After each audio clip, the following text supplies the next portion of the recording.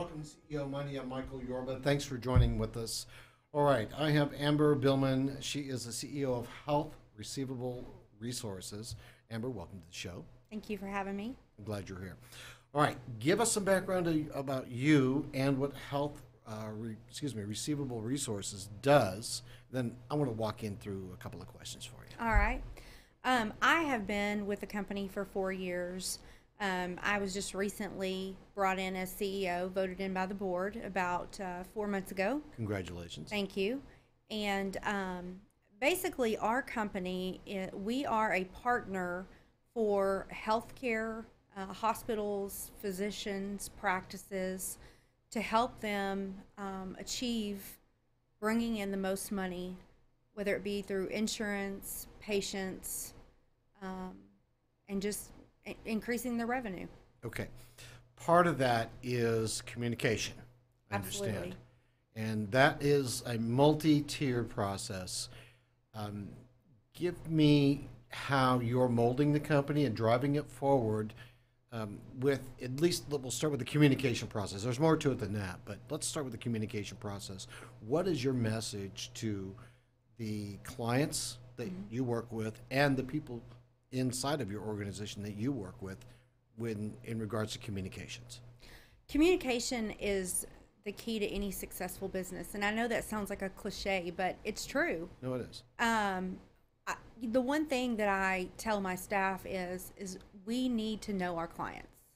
We need to know them personally, we need to know them professionally, and we need to know what they need and want before they need and want it. That's good. And that's part of good client communication. And with that, I feel like that most of our clients we have great relationships with. There's a few new clients for me in this position that I haven't gotten really acclimated with, but I'm getting there. And you just moved up to exactly, handle that, of course. exactly.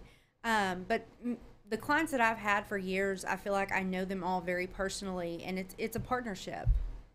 Now, in communication, there's also education about new and better ways to do that. There's multi-tiered processes for educating the clients and the staff. Are you doing anything in that process? Absolutely. One thing that we pride ourselves on for our clients is we help find root cause issues of why they are not collecting the money or from either the insurance company or the patient, and what is slowing that process down. And we've actually implemented something new this year in 2019. We have been going and traveling to our clients' facilities and helping train their staff on registration processing, insurance verification, which is the key importance to the bottom dollar. It is.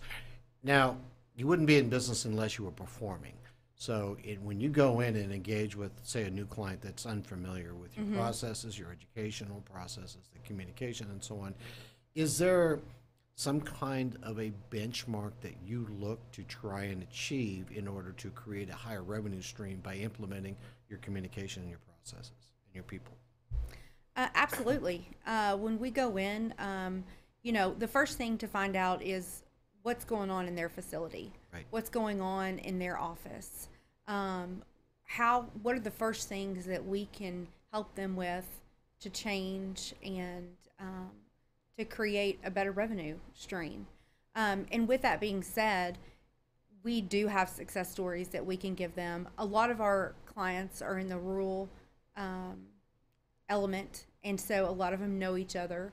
And so whenever we go to another rural client, we can say, hey, we are working with, another facility down the road, and they have seen their success. You got to be a family member in that environment. You can't just be an urban number puncher.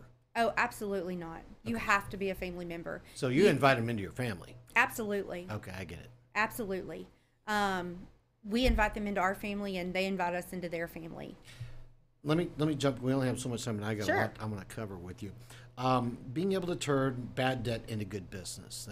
That's kind of a mantra with your company. Talk to me about how that happens. Well, I think one key part of our business is bad debt collections, delinquent debt collections. Right. And delinquent debt collecting has a very negative stigma in the world. And the one thing that we pride ourselves on is relationship with the patient, compassion and understanding for the patient, and collections with customer service. It's not about beating them over the head. Sometimes it's about listening and understanding their situation and then helping work them through that situation. And that's the best way to collect money for our client and to help the patient. That's a good way to look at it. I really appreciate you saying it that way. The things that I wanted everybody else to get from you too is there's big challenges facing healthcare right now. There are. You know what they are. You talk to all of the healthcare providers and the people that receive the healthcare. Tell our audience, that's our audience right there, tell our audience how these changes are affecting both sides of the equation. Well, I think the biggest challenge right now is insurance, number one, with high deductible plans.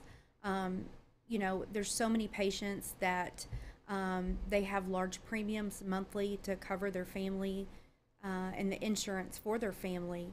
And with that, then they have a $10,000 deductible they have to meet.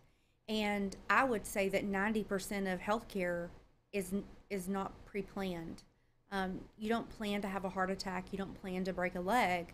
And so when things like that happen and it's a catastrophe for your finances and your family, it's that realization that I don't have the finances to cover this. And I think that's one big, huge problem in healthcare today. It's a cyclical issue because it not only affects the facility, it affects the physician, it affects the patient, and it's just an ongoing process. Now, there are advantages of having a single full-service revenue management partner. Give us those advantages. Well, it makes for a seamless operation. For our clients where we handle their insurance billing, their early out or soft collections, and then their delinquent debt, it's an internal process for us where we move those accounts along. And it's something that the client, they don't have to worry about it. It's kind of like the set it and forget it method. They place the accounts with us, and then we do all the work from there. We send them monthly reports and a check. So it works out well for them. How does HRS really, do the insured providers get the maximum reimbursement in their medical billing? That's got to be the secret sauce. It is, and it goes back to the training and the relationship. Sometimes they may not be getting the maximum reimbursement because there's a problem on the front end with registration, insurance verification, things like that.